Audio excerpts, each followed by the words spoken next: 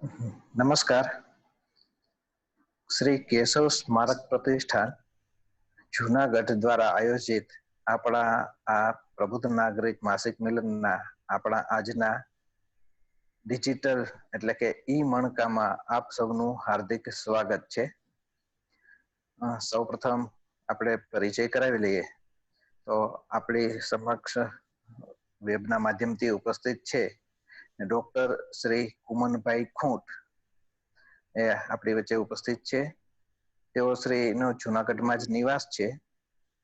અહીંયાની જૂનાગઢ ખાતેની કૃષિ યુનિવર્સિટીના એગ્રી બિઝનેસ મેનેજમેન્ટ કોલેજના તેઓ શ્રી પ્રિન્સિપાલ છે અને જૂનાગઢ જિલ્લાના માનનીય જિલ્લા સંઘચાલકજી તરીકેનું દાયિત્વ નિભાવે છે।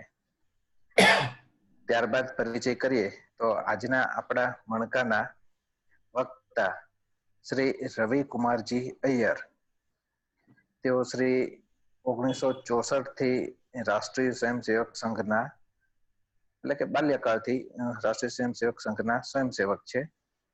1970માં તેમણે આઈઆઈટી મદ્રાસથી બીટેકનો અભ્યાસ પૂરો કરેલ। 1970 થી 75 સુધી ટાટા કન્સલ્ટન્સી અને એલએનટીમાં તેઓ શ્રી સેવારત હતા પ્રોજેક્ટ એન્જિનિયર તરીકે, પ્રોજેક્ટ હેડ તરીકે। ત્યારબાદ 1975 થી રાષ્ટ્રીય સ્વયંસેવક સંઘના પ્રચારક તરીકે તેઓએ દાયિત્વ નિભાવવાનું શરૂ કર્યું। 1982 થી સંઘનો વિશ્વ વિભાગ જે છે વૈશ્વિક સ્તરના કાર્ય માટે, એમાં તેઓએ કાર્ય કરેલું છે। તેમના જવાબદારીને અનુલક્ષીને તેઓએ 45 દેશોમાં સંઘકાર્ય માટેનો પ્રવાસ કર્યો છે। વૈદિક ગણિતના તેઓ ખૂબ અભ્યાસુ છે। અંગ્રેજી તથા ભારતીય ભાષાઓમાં અનેક પુસ્તકો લખેલા છે અને ઇઝરાયલના વિષયમાં તો તેમણે ઘણો ઊંડાણપૂર્વક અભ્યાસ કરેલો છે। ઉપરાંત ગુજરાતી, હિન્દી, મરાઠી, તમિલ, અંગ્રેજી વગેરે ભાષાઓ ઉપર પણ ખૂબ સારું પ્રભુત્વ છે અને હાલમાં અખિલ ભારતીય સંપર્ક વિભાગમાં તેઓ શ્રી અધિકારી તરીકેનું દાયિત્વ નિભાવે છે। થોડી સૂચનાઓ ઉપર ત્યારબાદ આપણી વચ્ચે ઉપસ્થિત છે શ્રી જીતેન્દ્રભાઈ ભીંડી, તેઓ જૂનાગઢમાં જ નિવાસ છે। સોના ચાંદીની જ્વેલરીઝ તેમનો વ્યવસાય છે અને સૌરાષ્ટ્ર પ્રાંત એટલે સૌરાષ્ટ્ર અને કચ્છ તેના તેઓ શ્રી સંપર્ક પ્રમુખ તરીકેનું દાયિત્વ નિભાવે છે। થોડી સૂચના ઉપર પણ આપણે ધ્યાન આપીએ। આપણા શક્ય હોય ત્યાં સુધી આપણા પોતાના માઇક છે એ મ્યુટ રાખીશું।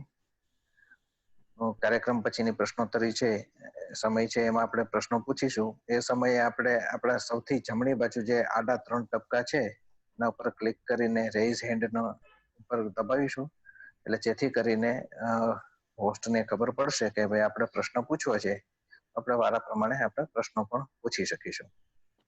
તો આજના વિષયની ભૂમિકા શ્રી જીતુભાઈ ભીંડી આપણા સમક્ષ રજૂ કરશે। શ્રી જીતુભાઈ।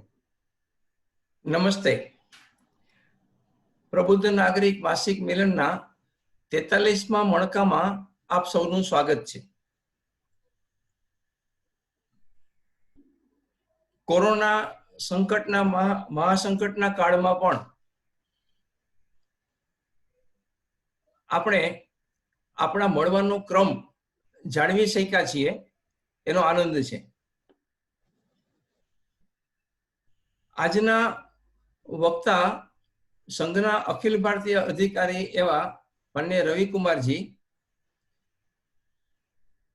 એમનો વિષય ગરવી ગુજરાત અને આપ નોન ગુજરાતી હોવા છતાં ગુજરાત વિશેની માહિતી, ખાસ કરીને સૌરાષ્ટ્ર વિશેની માહિતી મને વિશ્વાસ છે કે સૌરાષ્ટ્ર વાસીઓને ખબર નહીં હોય એટલો અભ્યાસ માનનીય રવિકુમારજી આમાં કરેલો છે, જેનો આપણે રસાસ્વાદ માણવાના છીએ। વધારે સમય ન લેતા હું રવિજીને વિનંતી કરીશ કે તેઓ પોતાનું વક્તવ્ય શરૂ કરે। ધન્યવાદ।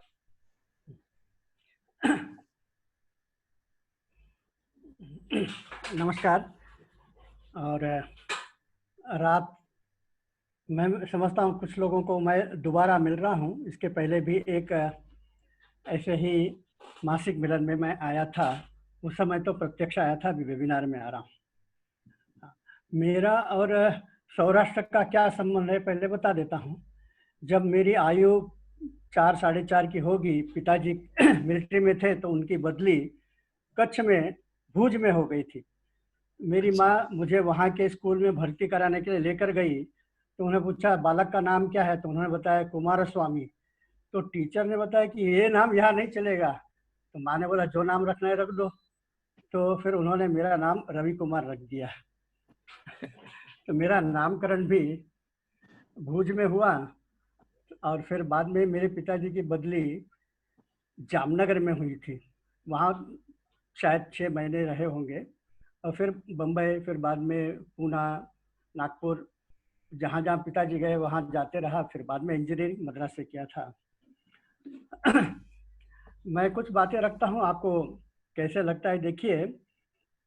इन्होंने बताया कि सौराष्ट्र का कुछ विषय जो कम लोग जानते हैं, पहले वो बता देता हूँ। तमिलनाडु में, ये सौराष्ट्र में जब मोहम्मद गजनी ने इनके ऊपर वार किया था, कई बार आक्रमण हुए और वहाँ के पंडितों को कत्लेआम हुआ, वहाँ के शिव मंदिर के। तो बहुत सारे पंडित ब्राह्मण वहाँ से निकल करके दक्षिण की ओर भागे। आज ऐसे 1000 पूर्व अपने देश से निकलकर आए 20 लाख लोग तमिलनाडु में रहते हैं।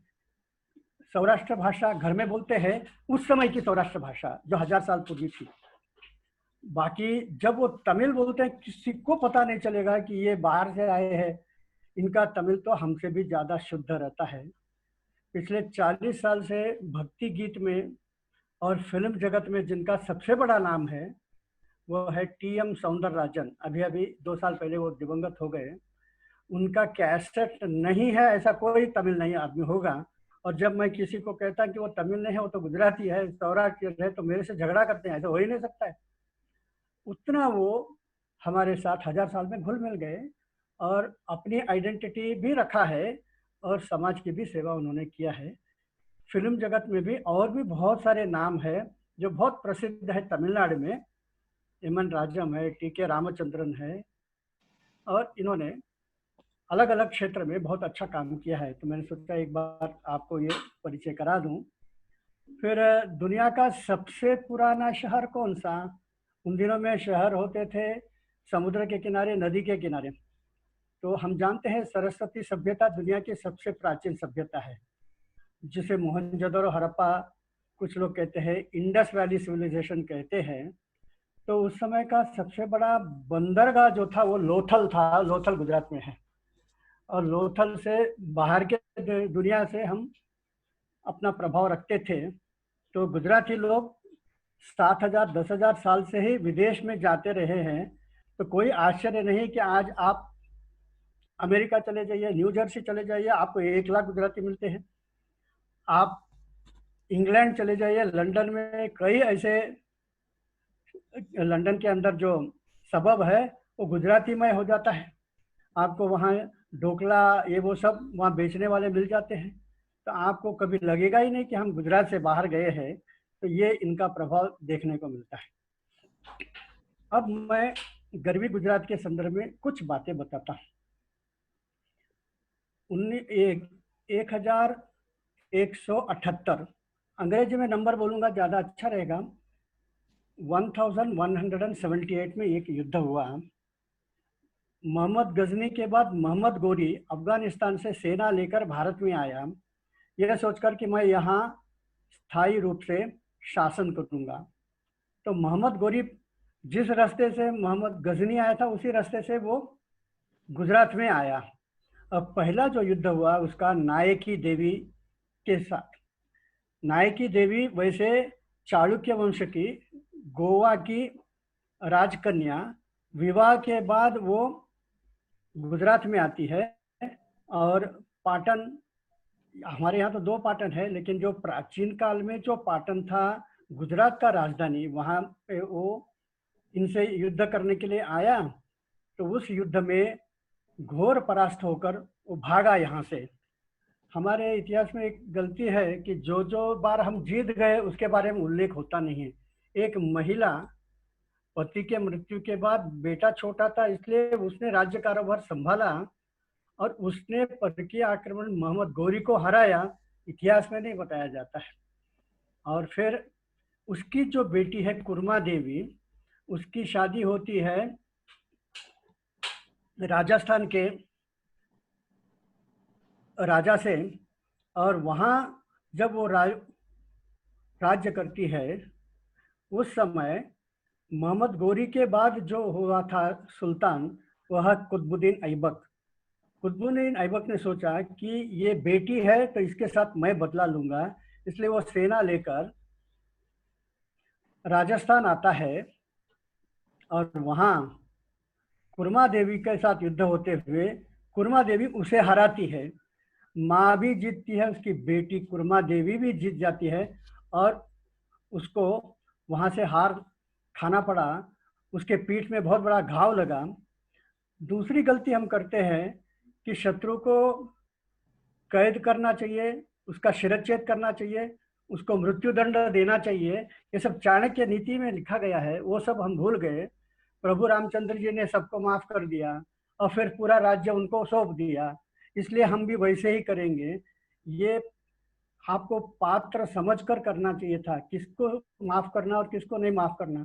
श्री कृष्ण ने सभी को माफ नहीं किया, हर बार बार माफ नहीं किया, सबके लिए एक लिमिट होता है, सूझबूझकर करना चाहिए था, हमने उसे छोड़ दिया। और फिर ये कुरमा देवी भी पति के मृत्यु के बाद, उसका बेटा छोटा था तो घोड़े पे बैठकर बेटे को पीछे रखकर उसने कुतुबुद्दीन से युद्ध किया, बच्चे को पीठ पे रखकर ऐसे कई महारानियों ने युद्ध किया था। इसमें से ये भी एक है जिसने हराया था। जीतने के बाद वो भाग गया और फिर इसने, जब उनका बेटा 14 साल का हो गया था, उसका नाम था करना सिंह। जैसे वो 14 साल का हो गया तो इसने बोला कि मैं अभी सती करती हूँ, पति स्वर्ग में है, वहां जाऊंगी। अब 14 साल का बेटा राज्य कारोबार कर नहीं सकता है, फिर भी गलती हुई है। और फिर से एक बार कुतुबुद्दीन ऐबक, 14 साल का बेटा है, क्या युद्ध करेगा, मैं जीतूंगा करके उसको, इस युद्ध में कुतुबुद्दीन ऐबक जीत जाता है और वो करना सिंह और उसका जो घोड़ा है शुभ्रक, उसको लेकर वो जाता है और शुभ्रक के ऊपर वो बैठ जाता है और इसको बंदी बनाकर ले जाता है और लाहौर में अपने सारे सेनापतियों को बुलाता है एक दिन और बोलते हैं कि आज हम लोग पोलो खेलेंगे। पोलो एक भारतीय खेल है जो घोड़े के ऊपर बैठकर हॉकी के जैसे सेनापति लोग खेलते हैं। यह मणिपुर में इसका उगम हुआ है, ये भारतीय खेल है। जब घोड़े से उतरकर हम जमीन पे आ गए तो ये हॉकी बन गया है, फील्ड हॉकी इसको कहते हैं। एक होता है हॉर्स हॉकी, ये फील्ड हॉकी है। और हॉर्स हॉकी यानी पोलो में, तो उसने बताया कि इसके सर काटेंगे। करना सिंह 14 साल का लड़का है, उसका सिर काट के हम लोग आज पोलो खेलेंगे उसके सिर को। तो इसलिए पोलो खेलना है, घोड़े के ऊपर खेलना है तो मैदान बहुत बड़ा होता है और सैनिक अलग अलग जगह पर होते हैं। जब उसके सेनापति अलग अलग जगह पर खड़े थे और एक आदमी इसको सिर काटने के लिए इसका हाथ पैर छोड़ दिया और उसको खड़ा रहा मैदान में, और वहां से कुतुबुद्दीन ऐबक आया, वो शुभ्रक में बैठकर। तो शुभ्रक ने पहचान लिया कि मेरा मालिक यानी वो जो छोटा सा करना सिंह वो यहाँ है, तो उसने एक जो छलांग मारा तो कुतुबुद्दीन ऐबक गिर गया और उसने, कुतुबुद्दीन ऐबक ने इसके जो घोड़े का लगाम पकड़ा हुआ था तो उसको खींचने लगा, तो वो उसके ओर मुड़कर उसके छाती पे दोनों पैर रखकर उसको मार डाला। 2 लात मारा और कुतुबुद्दीन ऐबक मर गया। कुतुबुद्दीन ऐबक के जीवन में यही लिखा रहता है कि घोड़े से गिर के मर गया, कौन सा घोड़ा और घोड़े ने कैसे बदला लिया ये नहीं बताया जाता है। और घोड़ा छलांग मारते हुए अपने मालिक के पास आता है करना सिंह। करना सिंह तुरंत उसके ऊपर लपक जाता है और वो शुभ्रक उसे लेकर वापस राजस्थान पहुंचता है। तब तक शुभ्रक जिंदा रहता है, बाद में वो प्राण त्याग देता है। हमें एक चेतक मालूम है जो 500 साल 300 साल के बाद आया था, लेकिन उससे भी पहले ये शुभ्रक। तो शुभ्रक के लिए कहीं भी स्मारक नहीं, कोई बोलता नहीं है, इतिहास में नहीं है कितना वो पराक्रमी शुभ्रक, देशभक्त शुभ्रक है। तो ये मैंने सोचा है, इसका सब नायकी देवी से, पाटन से संबंध आता है। वैसे ही वीरता में और एक उदाहरण, ये 1210 की घटना है, शुभ्रक ने कुतुबुद्दीन ऐबक को मार डाला था।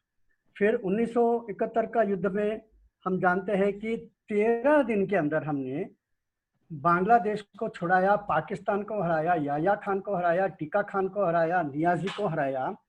उन सब के जो सूत्रधार थे सैम मैनेक्शा, ये गुजरात के हैं, फील्ड मार्शल सैम मैनेक्शा। और सैम मैनेक्शा की देखिए लीडरशिप की क्वालिटी, हमें भी सोचना चाहिए। जीत के बाद इंदिरा गांधी ने बताया कि जाओ तुम ढाका में, वहाँ सिग्नेचर लेना है नियाजी से कि हम अब शरण में आ गए हैं। तो इसने बताया कि कोई जरूरत नहीं है, वहाँ लेफ्टिनेंट जनरल जगजीत सिंह अरोरा है जिसने ये युद्ध जीता है, प्रत्यक्ष जिसने युद्ध लड़ा था उसने वहाँ है, he is capable of signing that, और वही लेगा, मुझे वहाँ लाइमलाइट में नहीं आना है। ये एक बहुत बड़ी क्वालिटी है कि जीतने के बाद श्रेय दूसरों को देना। और फिर दूसरा है, उसको पूछा कि बांग्लादेश आपको मिल गया कैसा लगता है। ऐसा है कि पुरानी बात है, 1947 में मेरे पास एक मोटर बाइक था और मेरे नीचे काम करता था याहिया खान, उस समय ब्रिटिश आर्मी में। तो याहिया खान ने मुझसे बताया कि मुझे मोटर बाइक चाहिए, 500 रुपया मैं दूंगा। तो मैंने उसे मोटर बाइक दे दिया। इतने में देश आज़ाद हो गया तो वो भाग गया। तो मैंने उसको बोला कि मेरा 500 रुपया रहने दो, नहीं दूंगा करके। अब मैं याहिया खान को धन्यवाद देना चाहता हूँ, 500 रुपये के बदले में सूद समेत पूरा बांग्लादेश मुझे उसने दे दिया करके। यानी उनका जो एक विट और ह्यूमर था, कमाल का था। तो लीडरशिप जो भी क्वालिटीज देखना चाहते हैं, इनके बारे में सोचना चाहिए। वैसे ही एक वर्गीस कुरियन थे जो आनंद में, जिन्होंने कोऑपरेटिव बेसिस पे बहुत बड़ा दूध का उत्पादन किया। आज अमूल आइसक्रीम, अमूल दूध दुनिया के कोने कोने में मिलता है। व्हाइट रेवोल्यूशन हुआ, उनका भी तो गुजरात से संबंध ही रहा है। तो वो जब 28 साल के थे और एडमंड हिलरी हिमालय के ऊपर चढ़कर, एडमंड हिलरी और शेरपा तेनसिंह, वो जब नीचे आए थे तो नेहरू जी ने उनको एक बहुत बड़ा दावत दिया, उसमें ऐसे प्रतिष्ठित लोगों को बुलाया था। तो इसके पास माउंट एवरेस्ट का एक चित्र था और वो चित्र लेकर एडमंड हिलरी को कहा कि इसमें आप हस्ताक्षर दीजिए। तो वो ऊपर के कोने में लिखने वाला था, तो इन्होंने बोला कि आप ऊपर नहीं लिखेंगे, आप नीचे लिखेंगे। तो क्यों भाई? तो बोले कि ऊपर तो शेरपा तेनसिंह लिखेगा, नीचे आप लिखेंगे। तो बोले कि शेरपा तेनसिंह क्यों ऊपर लिखेगा? तब उन्होंने बताया कि शेरपा तेनसिंह हमारा आदमी है। ऐसे देशभक्ति से ही इतना बड़ा अमूल का उत्पादन हुआ है। तो देशभक्ति के बिना डेवलपमेंट हो नहीं सकता है। कोई भी केवल इकोनॉमिक पढ़कर देश का कल्याण नहीं कर सकता है, वो हमने रघुराम राजन के जीवन में भी देखा है। अब कुछ आजकल के घटना के बारे में बताता हूँ। गुजराती आदमी अमेरिका का वीसा पाने के लिए कुछ भी कर सकता है। तो नरेंद्र मोदी को तो वीसा नहीं दे रहे थे, तो फिर गुजराती के बारे में कहता है कि एक गुजराती आदमी अमेरिका वीसा पाने के लिए कुछ भी कर सकता है, वो प्रधानमंत्री भी बन सकता है। और वो प्रधानमंत्री बन गए और उनको फिर बुलाना पड़ा, आइए आइए करके। तो 2014 में जब पहले बार वो वहाँ गए, यूनाइटेड नेशन में भाषण दिया और उन्होंने बताया कि योग के लिए एक दिवस चाहिए। तो 70 दिन के अंदर 177 कंट्रीज आउट ऑफ 193 उन्होंने एक साथ प्रपोजल किया कि हमको ये योग चाहिए, योग दिवस। तो 21 जून हर साल इंटरनेशनल डे ऑफ योगा बन गया है। आज तक के यूनाइटेड नेशन के इतिहास में इतने जल्दी और इतनी बड़ी मात्रा में लोगों ने वोट देकर किसी भी प्रस्ताव को नहीं मंजूर किया है। यह भी एक गुजराती के श्रेय में जा सकता है। उन दिनों में वो नवरात्र चालू था, इसलिए वो खाना नहीं खा रहे थे और बहुत बड़ा डिनर में भी उनको बुलाया था, केवल वो नींबू पानी पी रहे थे। तो 9 दिन आदमी खाना नहीं खाता है, वेजिटेरियन है, और कैसे जिंदा रह सकता है? तो ओबामा में पूछा है कि ये क्या हो रहा है, कैसे करते हो? तो बोलते कि मैं तो मेडिटेशन करता हूँ। तभी से ओबामा भी अपने स्वास्थ्य संभालने के लिए मेडिटेशन करते हैं। वैसे ओबामा की पत्नी उसको बोल बोल कर थक गई होगी, क्योंकि ओबामा की पत्नी योग की बहुत बड़ी वो योग जानने वाली की है। और प्रति वर्ष जब वो राष्ट्रपति भवन में रहती थी, व्हाइट हाउस में, तो अप्रैल महीने में प्रति वर्ष 10,000 लोगों को बुलाकर उनको योग सिखाती थी, लेकिन अपने पति को नहीं कुछ कर सकी। इस घटना के बाद वो भी बैठकर मेडिटेशन करता है, तो उसका नाम बदल गया, ओबामा से ओम बामा बन गया है। और ओबामा जब भारत में आया, और पहले बार जब भारत में आया, तो मालूम है ये प्लेन से उतरते पहला वाक्य उसने क्या कहा? उसने कहा केम छो। तो ये गुजराती भाषा के लिए एक गर्व की बात ध्यान में आता है। दूसरा है, उन दिनों में एक बहुत बड़ा काम किया 2015 में। 2015 में घमासान युद्ध हो रहा था सऊदी अरेबिया और यमन के बीच में, और यमन के ऊपर सऊदी अरेबिया प्लेन जाकर कारपेट बॉम्बिंग कर रहा है। सारे देश को वो बम वर्षा हो रही थी। वहाँ काम करने वाले हमारे 5000 लोग उस युद्ध के कारण फंस गए, क्योंकि वहाँ से कोई विमान जा ही न रहा कि उनका जो साना एयरपोर्ट है वहाँ भी बम वर्षा हो रही थी। न केवल हमारे देश के 50 देश के लोग वहाँ फंसे हुए थे, और सब देशों ने प्रयत्न किया, चीन ने, रशिया ने और अमेरिका ने, कि भाई हमारे देश के लोगों को बाहर निकालना है, कुछ मदद करो। बाद में नरेंद्र मोदी जी ने सऊदी अरेबिया के राष्ट्रपति ने वहाँ के सुल्तान को बताया कि आप थोड़े समय के लिए युद्ध विराम करो, थोड़े दिन के लिए हम अपने लोगों को बाहर निकालते हैं। तो उन्होंने मान लिया, ठीक है, 1 हफ्ता के लिए हम बॉम्बिंग नहीं करेंगे। फिर उसने यमन के लोगों से कहा कि 1 हफ्ता के लिए जो एयरपोर्ट है उसको खोल दो। उन्होंने भी खोल दिया। और इनके मंत्रिमंडल में एक सेनाध्यक्ष थे वीके सिंह, उनको बोला कि आप जाइए उधर। तो जहाँ रोज बम वर्षा गिर रही है उसी जगह पर वो खड़े होकर सारे लोगों को बाहर निकाला। हमने अपने 5000 लोग और 50 देश के भी 1000 लोगों को बाहर निकाला। उस समय जो काम रूस, जो काम यूएसए नहीं कर सका, इंग्लैंड, फ्रांस, चाइना नहीं कर सका, वो काम नरेंद्र मोदी ने करके दिखाया। यह भी हमारे लिए गर्व की एक बात है। ये बातें हमने लोगों को बताना चाहिए। एक बहुत बड़ा काम इस 70 साल में जो नहीं हुआ वो हो गया था इनके काल में, वह है यूनिक आइडेंटिफिकेशन कार्ड, यूआईसी, यानी आधार कार्ड। हर एक व्यक्ति का फोटो के साथ उसका कार्ड, उसके डिटेल, वो सब हमने रजिस्ट्रेशन किया है। ये बहुत बड़ा काम हो गया है इसके माध्यम से। और फिर हर व्यक्ति के पास एक बैंक बैलेंस करना इसके साथ जोड़कर, तो उसके कारण आपको सिम कार्ड लेने में आसान हो गए, उसके कारण रेशन कार्ड में। तो इस आधार कार्ड के कारण जो राजीव गांधी ने कहा कि मेरे समय में मैं यहाँ से 100 रुपया डालता हूँ तो 1 रुपया नीचे वाले को मिलता है, बाकी सब लोग खा जाते हैं, अभी डायरेक्ट ट्रांसफर के कारण बताइए कितना बड़ा घोटाला बंद किया उन्होंने और कितने बड़े इकोनॉमिक गेन हो गया है। माइंड बॉगलिंग है ये। 130 करोड़ लोगों को रजिस्ट्रेशन करना, उनके लिए बैंक अकाउंट खोलना, कोई नहीं सोच सकता है। 3-4 महीने के अंदर ये करके दिखाया। यह भी शासन की बहुत बड़ी उपलब्धि है, इकोनॉमिक डेवलपमेंट के बहुत बड़ा काम है। जब ये इनका नाम आया था कि आगे चलकर चुनाव जीत गए तो यही प्रधानमंत्री बनने वाले हैं, जबकि ये कभी लोकसभा के मेंबर भी नहीं थे। जब तो सारे टीवी वालों ने बताया कि ये प्रधानमंत्री बनेगा तो पेट्रोल हमको मिलना बंद हो जाएगा, कि पेट्रोल तो मुस्लिम देशों से आता है, इसलिए आपको पेट्रोल नहीं मिलेगा। तो लेकिन आप देखिए, पेट्रोल तो पहले से सस्ते में मिल रहा है, पहले से ज़्यादा मिल रहा है, पहले से ज़्यादा अभी हवाई अड्डे बन गए हैं, पहले से ज़्यादा डेवलपमेंट हो रहा है, कहीं भी रुका नहीं। सऊदी अरेबिया और ईरान आपस में शिया सुन्नी का दुश्मनी है और दोनों हमें पेट्रोल दे रहे हैं, दोनों से अपना संबंध अच्छा बनाया है। और मुस्लिम जगत में बहुत सारे देशों ने उनको वहाँ के सबसे बड़ा जो पुरस्कार है वो राजदीप सरदेसाई को या बरखा दत्त को या राहुल गांधी को या सोनिया गांधी को नहीं मिला, या इमरान खान को नहीं मिला, यह मिला है नरेंद्र मोदी को। सऊदी अरेबिया ने दिया, यूनाइटेड अरब एमिरेट्स ने दिया है, पैलेस्टीन ने दिया है, फिर उसको बहरीन ने दिया है, अफगानिस्तान ने दिया है, सब देशों ने दिया है। अब ये भी देखिए, ये पैलेस्टीन भी जाकर आते हैं, इजराइल भी जाकर आते हैं, दोनों आपस में दुश्मन है। इस प्रकार से नरेंद्र मोदी के कारण सारे देशों में अपना अच्छा संबंध बनाया है, यह भी एक विशेष बात मानना पड़ेगा। अब भारत का नाम लेते ही 2 व्यक्तियों का नाम सब लोग को ध्यान में आता है। एक है भगवान बुद्ध।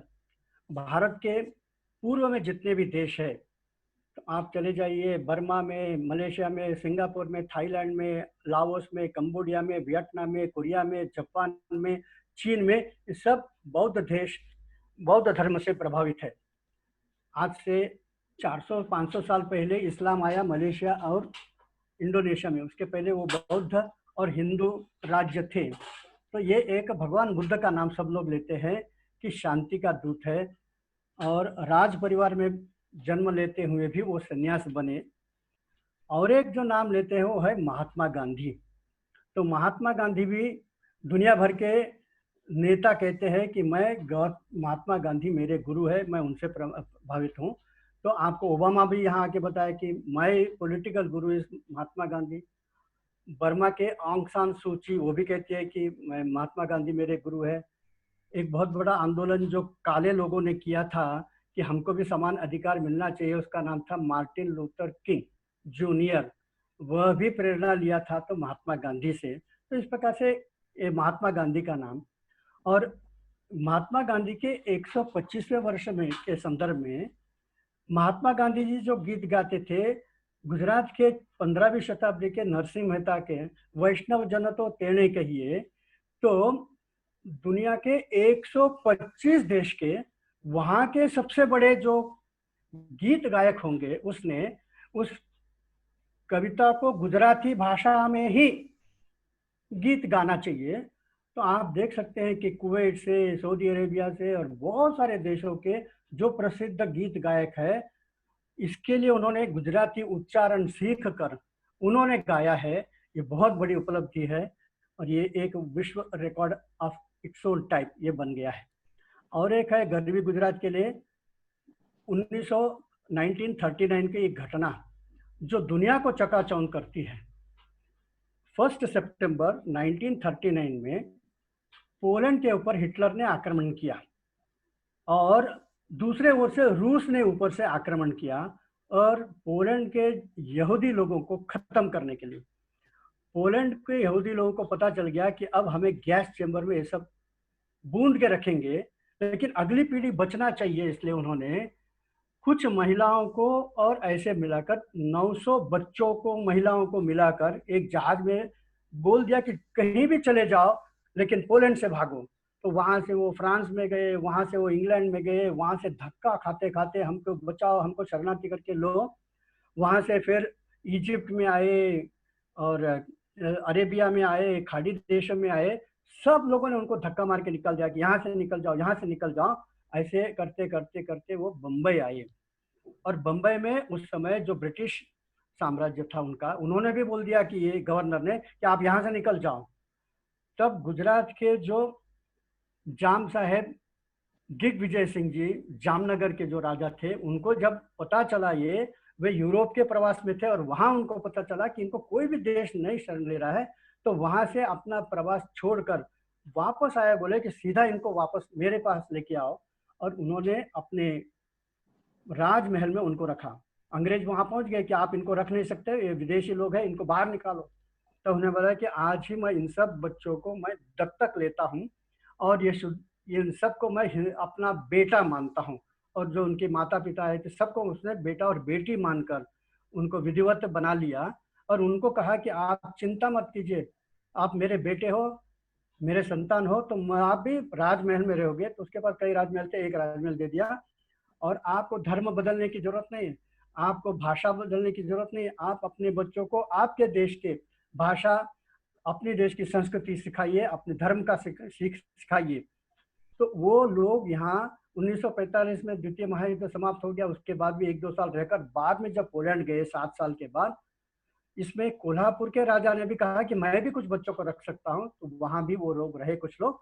फिर ये लोग प्रतिवर्ष वहाँ से आते हैं गुजरात में, जामनगर में और कोल्हापुर में, ये बताने के लिए कि हम आपके प्रति आभार है, हम ये ऋण कभी भूल नहीं सकते हैं। आज आपके पोलैंड का जो शहर है वार्सा, वहाँ इनके लिए स्मारक बना है और इनको शिक्षा में बहुत प्रेम था, इसलिए वहाँ का एक प्रतिष्ठित कॉलेज का नाम भी इनके नाम पर, जाम साहब के नाम पर चलता है। तो जाम साहब के नाम पर कई चीजें वहाँ देखने को मिलती हैं। फिर गुजरात में जैसे बाकी सारे प्रांतों में है, ऐसे देखने लायक बहुत प्राचीन कला देखने को मिलता है।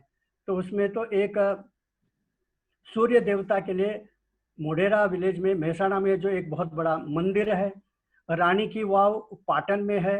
ये सब 1000 साल पहले बनाया हुआ आर्कियोलॉजिकल वंडर्स है। अडालज में जो बावड़ी है उसके भी देखो, और रानी की वाव पाटन में जो है वह इस सब जग में प्रसिद्ध है। इनका तुलना है क्योंकि यूनाइटेड नेशन ने इसको हेरिटेज माना है। वैसे पालीताना में जो जैन मंदिर है 800 से भी अधिक, बहुत कमाल का है। और एक और जो मानना चाहिए, सब दुनिया जानती है कि एक जालियन वाला बाग हुआ था पंजाब में, लेकिन उसके भी 6 साल पहले मनगढ़ नाम का एक जगह है जो राजस्थान में है लेकिन बॉर्डर में है। वहाँ पे एक जिनको बंजारा समाज के एक स्वामी जी थे, और उन्होंने गोविंद गिरी महाराज और वो भिल समाज के लोगों को एकत्र किया था। उस समय वहाँ भी अंधाधुंध फायरिंग हुआ और 1500, ये वो लोग कहते हैं उससे भी ज़्यादा लोग मरे होंगे। और इनको पकड़कर इनको कुछ दिन कारावास में रखा और बताया कि आप यहाँ से निकल जाइए, आप राजस्थान में दिखना नहीं चाहिए। तो वे गुजरात में आकर वो गुजरात में समाज की सेवा किया, और एक यूनिवर्सिटी भी है जो गुजरात में, वो गोविंद गिरी महाराज के नाम पर एक विश्वविद्यालय भी है। तो यह भी एक, लोग उस जालियनवाला बाग को जानते हैं, उससे भी ज़्यादा लोग मरे, उससे भी पहले लोग मरे। इसको भी हमें आगे लाना चाहिए। मैं आप लोगों से एक छोटी सी विनंती भी करता हूँ, उसके ऊपर चर्चा हो जाए तो अच्छा है। मैंने बताया था कि 1178 में नायकी देवी ने मोहम्मद गोरी को हराया था। उसकी बेटी कुरमा देवी ने कुतुबुद्दीन ऐबक को हराया था। फिर उनका जो घोड़ा था शुभ्रक ने कुतुबुद्दीन ऐबक का वध भी किया था। इनके लिए हमने लोगों के सामने जन जागृति करना है। तो मैंने एक गुजरात के अहमदाबाद के मेयर से बात की, तो वो इतनी प्रभावित हुई। तो मैं तो अभी मुख्यमंत्री से बात करने वाला हूँ। तो उन्होंने मुख्यमंत्री की बात बताया, तो मुख्यमंत्री ने बोला कि जब रवि कुमार आएगा तो मुझे मिलने के लिए है, और इसके लिए हम जरूर स्मारक बनाएंगे। लेकिन सरकार कुछ करे। मैं चाहता हूं कि एक पीपल्स मूवमेंट हमारे ओर से कुछ होना चाहिए। तो क्यों ना हम पाटन से इन तीनों का एक मूर्ति बनाए, नायकी देवी का एक मूर्ति, वैसे ही उनकी बेटी कुरमा देवी का मूर्ति, और शुभ्रक जो घोड़ा है उसका मूर्ति बनाकर एक उसको गांधीनगर की ओर ले जाए। हर एक जगह पर इसकी महिमा लोगों के, एक पीपल्स मूवमेंट होगा तो ये लोगों में बहुत प्रभाव करेगा, राष्ट्रभक्ति भाव ला सकता है। तो क्या हम कुछ ऐसा कर सकते हैं क्या? बाकी जो सरकार को जो करना है करने दो, जहां उनको स्मारक बनाना है बनाने दो, मूर्ति बनाना है बनाने दो, लेकिन पब्लिक के ओर से हम कुछ कर सकते हैं क्या, जरा सोचना है। संपर्क विभाग के लिए मैंने सोचा एक विषय रखता हूँ। और गुजराती लोगों के बारे में कुछ बातें हैं, उनके जीन्स में कुछ बातें हैं, जरा वो देखेंगे। और मैं जो बताता हूँ अच्छा लगा तो रखिए, नहीं तो फिर छोड़ दीजिए। एक बार गुजरात का एक कुत्ता उस मुख्यमंत्री से मिला, बताया कि मेरी दादी माँ कहती है कि हमारे जो पूर्वज तो है कि कच्छ के उस ओर, जो कच्छ है पाकिस्तान में, वो हमारा गांव है। अब तुमने 1947 में 2 अलग देश कर दिया, लेकिन हम अपने पूर्वजों को नहीं भूल सकते। वहाँ एक मंदिर है, वहाँ तो मुझे जाना है। तो क्या मंदिर सब उन्होंने तोड़ दिया है, तो क्या हुआ, मैं तो अपने गांव जाना चाहता हूँ। लेकिन पाकिस्तान में तुमको देखते ही वो लोग मार डालेंगे। मुझे नहीं मालूम, मुझे तो जाना ही जाना है, वो मेरे लिए पुण्य भूमि है, मैं जाऊँगा। तो ठीक है, बच के रहो करके उसने उस कुत्ते को बोला कि चले जाओ। कुत्ता रोज वहाँ जाता था, वहाँ कोई बिल्ली को मारता था, वहाँ कोई पक्षी को मारता था, रोज ब्रेकफास्ट वहाँ करके फिर वापस आ जाता था। नाश्ते में उसको ढोकला नहीं चाहिए था, उसको वहाँ के कुछ कीटाणुओं को खा के निकलता था। तो एक दिन वहाँ का एक बंदर ने देखा और उसने बोला कि ये क्या कर रहे हो तुम तो हिंदुस्तानी हो, निकल जाओ यहाँ से। तो इसने बोला कि मुझे सुनाई नहीं दे रहा, नजदीक आके बताओ। तो वो बंदर नजदीक आया, उसको बताया कि तुम हिंदुस्तान वापस चले जाओ। तो नजदीक आया तो उसने एक थप्पड़ मारा तो वो बंदर मर गया। बंदर को 3-4 दिन वो खाते रहा ब्रेकफास्ट में। तो बंदर का भाई ने देखा, छोटा भाई, उसने बोला कि तुमने ये मेरे भाई को मारा, मैं इसका बदला लेने वाला हूँ। फिर उसने बताया कि मुझे सुनाई नहीं दिया, तो बंदर ने बोला कि मुझे मालूम है तुम्हारा चालाक, मैं तुम्हारे इसमें जाल में नहीं घुसूंगा, मैं तुमको बदला लेके रहूंगा। एक दिन जैसे वो गया वहां तो खाना कुछ नहीं मिला, दोपहर का समय भी आ गया, अभी तक उसे खाने के लिए कुछ नहीं मिला। तो परेशान हो गया, मैं कैसे वापस जा सकता हूँ, मैंने तो प्रण लिया कि कुछ ना कुछ खाकर ही वापस जाऊंगा। तो इतने में उसने देखा कि दूर से एक चीता आ रहा है, और चीता तेजी, उसने देख लिया कि यहाँ का एक हिंदुस्तानी कुत्ता आया है तो इसको मैं खाऊंगा। तो जोर से भागते हुए चीता आने लगा। तो उसने देखा कि अब मैं बच के बाहर तो जा नहीं सकूंगा, क्या करूं। तो उसने जहाँ ये हड्डी सब थे, इतने दिन खा खाकर जो हड्डी रखा था, तो वो हड्डियों का एक ढेर बन गया था, वहां खड़ा होकर जैसे ही चीता नजदीक आया तो उसने बताया कि सुबह मैंने नाश्ते में एक चीता खाया था, दोपहर भी एक चीता खाने को मिल जाए तो मुझे कितना अच्छा लगेगा। ऐसा कहकर वो भारत की ओर मुंह रखा था, अपना पीठ चीता की ओर रखा था। तो चीता यहाँ आया, उसने देखा कि ये आदमी नाश्ते में चीता खाता है, भागो यहाँ से। तो इसलिए वो वहां से भाग गया। इसे वो बंदर ने देखा, तो बंदर ने बोला कि ये आदमी सुबह से तो नाश्ता भी नहीं खाया, खाना नहीं खाया, झूठ बोला इसने। तो इसलिए वो डाली से कूदते कूदते उस चीता के पास गया। तो चीता भाई वो झूठ बोल रहा है, वो तो इंडियन है ना, उसको मार मार के खत्म करो, उसने मेरा भाई को भी मारा था, इसलिए मैं देखना चाहता हूँ कि वो मरते हुए। तो बोले कि ठीक है, तो मेरे ऊपर बैठ जाओ, मैं उसको मारता हूँ। तो दोनों चीता के ऊपर बंदर बैठकर वो दोनों फिर से इसके ओर आ रहे हैं। अब बंदर ने देखा अभी तो मुसीबत आ गई, वो तो बंदर के साथ आ रहा है, अभी क्या करूं मैं। तो फिर से उसने भारत की ओर शक्ल रखा और चीता की ओर अपना पीठ रखा। और जैसे वो नजदीक आया बताया, अरे वो बंदर कहाँ गया, मैंने उससे बोला था कि मेरे लिए एक चीता लेके आओ, और अभी तक क्यों नहीं आया। जब चीता ने देखा कि ये बंदर तो मेरा दुश्मन है, ये तो मुझे वो उससे मरवाने के लिए आ रहा है, तो उसने एक थप्पड़ मारा बंदर को, बंदर तो वहीं मर गया और चीता जो भाग निकला। तो फिर वहां से उसने बंदर को खाया और फिर वापस भारत आया। तो गुजराती आदमी कभी हार मानता नहीं है, कहीं भी उसको भेज दो वो तो आगे निकलता ही निकलता है। तो एक बार ये जो माइक्रोसॉफ्ट वालों ने एक इंटरव्यू के लिए बताया था कि हमको बोस्निया में एक सेल्समैन चाहिए, इसलिए हम लोगों को इंटरव्यू लेने वाले हैं, जिसको भी नौकरी नहीं है आ जाइए। तो देख तो है कि एक आपको मालूम होना चाहिए कि अमेरिका में आजकल बेरोजगारी बहुत है, कोरोना के पहले भी। तो जब उसने लिखा तो 2000 लोग आ गए, बोले कि 2000 लोगों का मैं कैसे इंटरव्यू ले सकता हूँ। तो उसने एक तरकीब निकाला, उसने बताया कि जिनको भी माइक्रोसॉफ्ट में सी प्लस प्लस ऐसे बड़े कठिन कठिन लैंग्वेजेस होते हैं, और जिसको मालूम नहीं वो सब निकल जाओ। लेकिन वहाँ एक मनसुख भाई बैठा था, उसने बोला कि मुझे क्या C+ से लेना देना है, मुझे तो मालूम नहीं, लेकिन मुझे नौकरी चाहिए, तो मैं यहीं बैठे रहूंगा। 1000 लोग तो निकल गए, बोले कि इंटरव्यू में फेल हो गए करके वो, लेकिन ये तो बैठे रहा। फिर उसने और एक निकाला कि जिनको भी वर्ड एक्सेल वगैरह आता नहीं है वो सब निकल जाइए।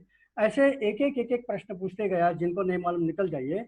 तो 1000 से 500, 500 से 200 ऐसे करते करते तो उसने सब लोग निकलते गए। आखिर में उसने एक बम फेंका, वो इंटरव्यू लेने वाला, कि जिनको भी बोस्निया का भाषा नहीं आता है वो सब निकल जाओ। लेकिन मुंसुफ भाई वहां बैठे रहे, मुझे ना कंप्यूटर की भाषा आती है, ना मुझे C++ आता है, मुझे माइक्रोसॉफ्ट आता है, वर्ड आता है, कुछ भी नहीं आता है, लेकिन मुझे नौकरी चाहिए, तो मैं तो यहीं बैठे रहूंगा, 10 लोग बैठे मैं भी बैठे रहूंगा। वो बैठे, उसको तो बोस्निया का भाषा तो आता ही नहीं है, लेकिन वो बाकी सब लोग चले गए, केवल 2 लोग बैठे रहे। तो इसने बोला है, वो इंटरव्यू लेने वाला ने बताया कि आप दोनों बोस्निया भाषा जानते हो तो आपस में बातचीत करो। तो ये तो उसको तो गुजराती आती है, थोड़ा थोड़ा अंग्रेजी आती है। तो उसने बोला है कि अब तो मैं मर गया, अभी मैं क्या बताऊं, अभी सामने वाला आदमी बोस्निया भाषा में बोलेगा और मुझे कुछ समझ में नहीं आएगा, आज तो मैं मरा, हे भगवान मुझे कुछ तो मदद करो। ऐसा उसने बताया। तो उस आदमी जो बोस्निया का भाषा जानने वाले ने क्या उत्तर दिया, वो देखकर यह आदमी हैरान हो गया। उसने बताया, મોટા ભાઈ તમે પણ ગુજરાતી છો, મને પણ કશું ખબર નથી। ऐसे वो गुजराती में बोलने लगा। दोनों आपस में गुजरात, तमें कहाँ थी, तुम हूँ सूरत थी, हूँ भावनगर थी, ये दोनों बोलते जा रहे। इंटरव्यू लेने वाले को कौन सा बोस्निया भाषा मालूम है, उनको लगा कि दोनों बोस्निया भाषा में बोल रहे हैं। तो तुरंत बोले okay okay both of you are selected, अब आपको सेल्समैनशिप करना है, ये कंप्यूटर C+ वगैरह सब तुमको जल्दी भूल जाना चाहिए, तुमको वर्ड एक्सेल वगैरह की कोई जरूरत नहीं है, सेल्समैनशिप करना है, उसके लिए हम आपको 6 महीना ट्रेनिंग देंगे और आपको दोनों को भेजेंगे। दोनों को उसने ले दिया। तो इस प्रकार गुजराती आदमी के सामने कोई जीत नहीं सकता। गुजराती यानी आप इंडियन भी बोल सकते हो। ऐसे एक बार ये लोग, जैसे आप टाटा है, इंग्लैंड की नहीं, बहुत बड़ी कंपनी है, टेटली उसको खरीदा और टेटली अब अच्छा चल रहा है। वहाँ एक जगुआर नाम का जो स्पोर्ट्स कार है वो घाटे में जा रहा था, तो उन्होंने बताया इसको कि आप इसको खरीद लेते तो हमारे लिए कोई उपकार हो जाएगा, तो उन्होंने खरीद लिया, आप जगुआर अच्छा चल रहा है। ये पूछते हैं कि ये एक एक कंपनी खरीद लेते हैं, डेवू को भी खरीद लिया, खरीदने के बाद ये बहुत अच्छा हो जाता है, ऐसे क्या है इनके पास कि ये जब तक हम चलाते थे तो घाटे में जा रहा था, अब ये चला रहे हैं तो उसमें लाभ हो रहा है। तो उसके लिए एक कहानी बताते हैं कि एक कॉफी का मशीन है, उस मशीन में आप यहाँ से 10 रुपया डालोगे, नीचे से गर्म कॉफी मिलता है। तो कॉफी मशीन में वहाँ से एक अमेरिकन आया, उसने 10 रुपया डाला, तो नीचे जो कॉफी आया उसमें देखा कि इसमें एक बहुत बड़ा कीटाणु है, तो खा नहीं सकते, इसलिए उसने उसको फेंक दिया, दूसरे मशीन से कॉफी पीकर चले गया। फिर वहाँ से एक अंग्रेज आया, उसने 10 रुपया डाला, उसने देखा कि ये कॉफी में एक बहुत बड़ा कीटाणु है। अब इसको उसने धीरे से इधर उधर देखा, कोई नहीं देख रहा, कीटाणु को फेंक दिया, कॉफी पिया और वहां से चले गया। वहां से एक चाइनीस आदमी आया, उसने देखा कि इसमें कीटाणु है, इधर उधर देखा, कीटाणु को फेंक दिया, चाय कॉफी पिया, बोला कि आज तो कॉफी को फेंक दिया, कीटाणु को खाया और बोला कि आज तो मजा आ गया, आज तो खाने के लिए कीटाणु कितने दिनों के बाद मिला, आज तो मेरा दिवाली है। तो वहां से गुजराती भाई आया और उसने देखा कि यहाँ कॉफी भी है और कीटाणु भी है, तो उसने दोनों को अलग किया और वहां से एक अंग्रेज जा रहा था, तो बोला कि देखो मशीन में 10 रुपये की कॉफी मैं तुमको 9 रुपये में देता हूँ। उसने बोला कि नहीं 8 रुपये दे दूंगा, ठीक है ले लो, 8 रुपये में उसको दे दिया। तो वहां से एक आदमी चाइनीज जा रहा था, तो उसने बोला कि गरम गरम कीटाणु है, 9 रुपये में दूं, बोले कि नहीं 8 रुपये में दो, तो उसको दे दिया 8 रुपये में, तो इसको 16 रुपया मिला। दूसरे मशीन से 10 रुपये में कॉफी पिया, कॉफी पीने के बाद भी इसके पास 6 रुपया आया। अब तक सारे इकोनॉमिस्ट सोच रहे हैं कि इसके बाद भी उसको प्रॉफिट कहाँ से आया, 6 रुपया कहाँ से आया, ये तो हमारे इकोनॉमिक बुक में कहीं भी नहीं है। तो गुजराती लोग जब धंधा करते हैं तो उसमें कहाँ से क्या आता है मालूम नहीं होता है। गरवी गुजरात के लिए एक दो और बात बताता हूँ। ये 2003 की घटना है। एक प्रकार की मछली है, दुनिया भर में समुद्र में घूमने वाली वो मछली, बच्चे को जन्म देने के लिए केवल सौराष्ट्र, वह भी जामनगर के पास आती है। वहां जब आती है वो भी हजारों लाखों की संख्या में आती है, अंडा देती है और फिर उसके बच्चे आते हैं और फिर वो गायब हो जाती है साल भर के लिए। तो वहाँ मछुआर लोग यही सोचते हैं कि इनको अगर हम अभी पकड़ेंगे, और उसके साइज भी बहुत बड़े बड़े होते हैं, बड़े बड़े मछुए पकड़ लिए हमने, तो साल भर का हमको जो पैसा कमाते हैं वो इस 1 महीने के अंदर 2-3 हफ्ते के अंदर कमा सकते हैं। तो इसलिए वो सब लोग जाल बिछाकर मारते थे। तो दुनिया के संस्थाओं ने बताया कि इस प्रकार से तो मारोगे तो खत्म हो जाएगा, तो बंद करना चाहिए। भारत सरकार ने भी इनको बताया है कि दंडनीय अपराध है, इनके ऊपर आपने जाल नहीं फेंकना चाहिए वगैरह वगैरह, लेकिन इससे कोई सुनता नहीं था। तो फिर वहाँ मुरारी बापू वहाँ गए, संत मुरारी बापू 2003 में, और वहाँ जाल में फंसा हुआ एक मछली को उन्होंने हाथ में लिया और उसको पानी में डाल दिया। उसको अंग्रेज में कहते हैं ब्लू वेल करके। और उन्होंने बताया कि मुझे बहुत दर्द होता है कि इनके हम, और उन्होंने एक भागवत सप्ताह केवल मछुआरों के लिए कहा, और उसमें उन्होंने कहा कि जब गर्भवती एक स्त्री होती है तो बच्चे को जन्म देने के लिए अपने माँ के घर आती है। ये सारे मछलियां अपने आप को, भारत को अपनी माँ समझकर भारत माता की ओर यहाँ गुजरात में आती है, क्योंकि ये उनका जन्म स्थान है। और यहाँ उस समय उसका शिकार करना कहाँ तक योग्य है, जो काम वर्ल्ड एनवायरनमेंट वाले स्पेशलिस्ट वाले नहीं कर सके, जो भारत सरकार दंड नीति से नहीं कर सके, हमारे पास एक बहुत बड़ा शस्त्र है, वो है धर्म। धर्म के आधार पर मुरारी बापू के तो समुद्र के किनारे 5000 मछुआरों ने शपथ लिया कि ना हम उनको पकड़ेंगे, ना किसी अन्य धर्म के किसी भी मछुआर को भी पकड़ने देंगे। कितनी बड़ी ये बात है, दुनिया में और कोई नहीं कर सकता है, केवल भारत में हो सकता है। और ये अगर गुजरात में हुआ तो इसके बारे में गुजरातियों को बहुत गर्व होना चाहिए।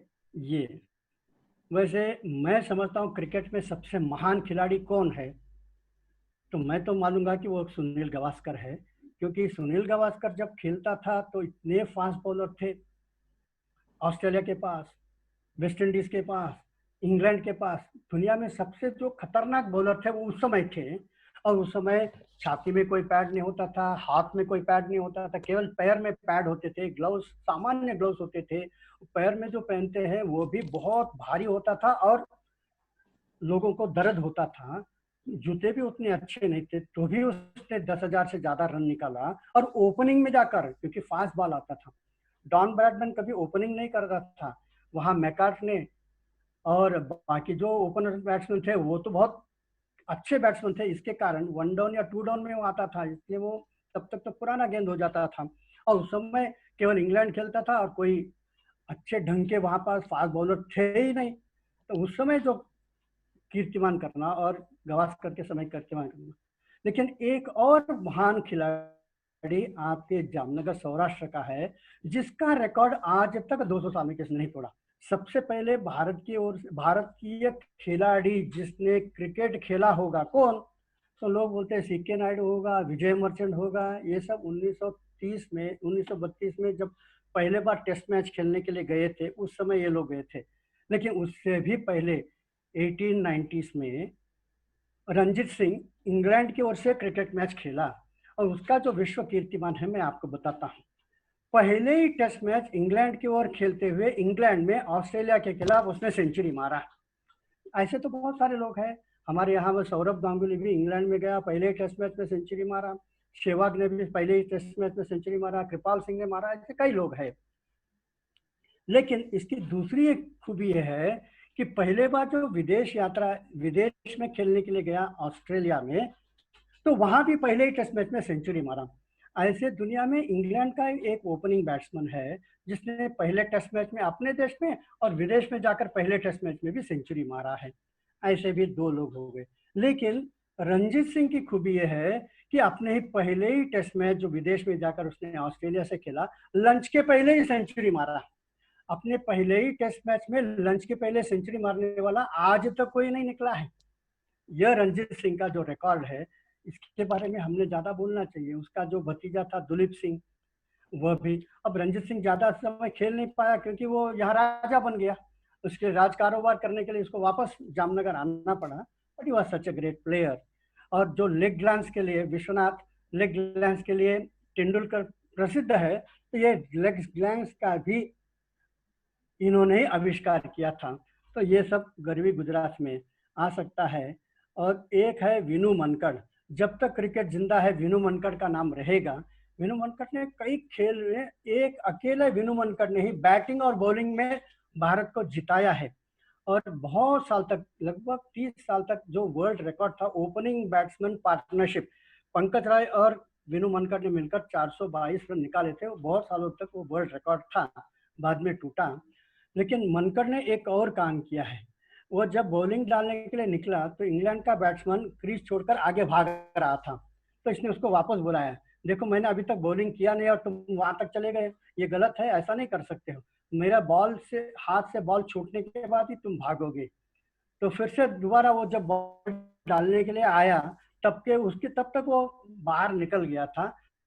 तो उसने में बॉल था, तो बॉलिंग छोड़ने के बजाय उसने स्टंप में मारा, वो आउट हो गया। इस प्रकार से जो आउट हुआ है उसको कहते हैं मनकडिंग।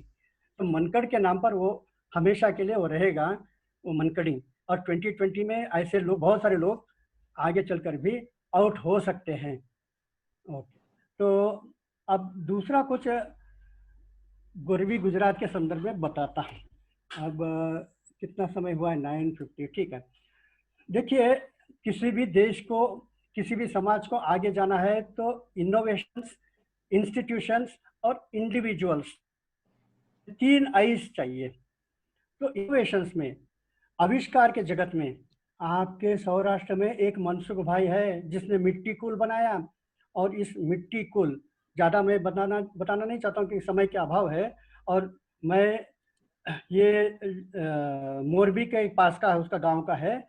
और इसका जो मिट्टी कूल से बनाया हुआ फ्रिज है, इसको बिना बिजली के चलने वाले, तो इसको अवार्ड देने के लिए इसको भारत का सर्वश्रेष्ठ पुरस्कार भी मिला था, राष्ट्रपति पुरस्कार।